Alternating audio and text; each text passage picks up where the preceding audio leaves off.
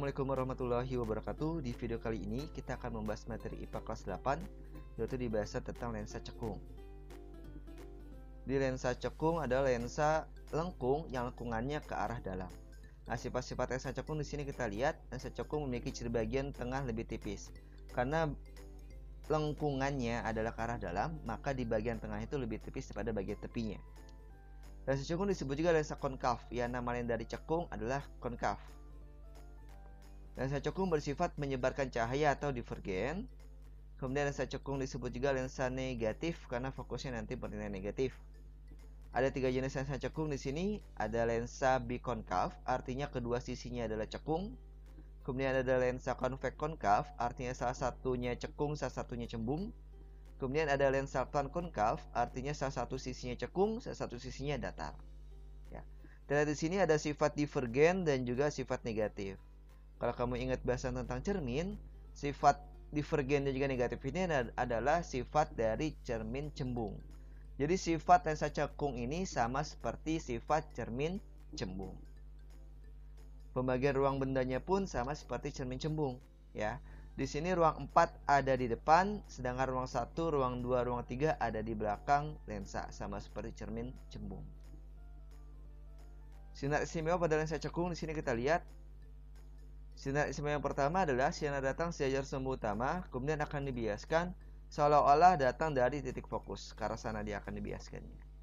Sinar istimewa yang kedua adalah sinar datang seolah-olah menuju titik fokus, seperti ini. Kemudian dia akan dibiaskan sejajar sumbu utama, dia akan beloknya lurus seperti ini. Kemudian yang ketiga adalah sama seperti lensa cembung. Jika sinar datangnya melalui titik pusat optik lensa, maka dia tidak akan dibiaskan tapi hanya diteruskan aja lurus. Pembentukan bayangannya kita butuh minimal 2 buah sinar istimewa. Kemudian bayangan terbentuk jika ada perpotongan antara 2 buah sinar bias dan sinar bias bisa diperpanjang. Selanjutnya kita akan bahas tentang pembentukan bayangan pada lensa cekung ini. Kita lihat di sini ada lensa cekung, kemudian bendanya di sini. Bagaimanakah pembentukan bayangannya? Kita gambarkan dulu sinar istimewa pada lensa cekung.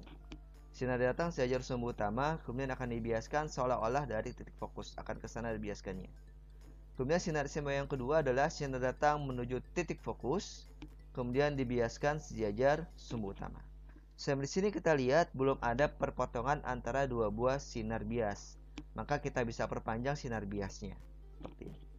Nah, sudah ada perpotongan antara 2 buah sinar bias di sini, ya, maka akan terbentuk bayangan di sini. Bagaimanakah sifat bayangannya? Sekarang kita lihat bendanya dan bayangannya, ternyata bayangannya lebih kecil, maka sifat bayangannya adalah pertama diperkecil. Kemudian di sini ada depan lensa, di sini ada belakang lensa. Ingat kalau misalnya bayangan ada di depan lensa, maka sifatnya adalah maya, dan maya sudah pasti tegak. Nah, karena pada lensa cekung itu di depan lensa hanya ada ruang 4, maka benda selalu ada di ruang 4.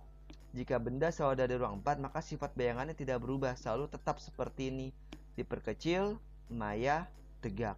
Itulah sifat bayangan pada lensa cekung. Jadi tidak ada perubahan, ya dimanapun letak bendanya, sifatnya selalu maya, tegak, diperkecil. Ini sama seperti cermin cembung. Demikian materi tentang lensa cekung, kurang lebihnya mohon maaf, semoga bermanfaat. Wassalamualaikum warahmatullahi wabarakatuh.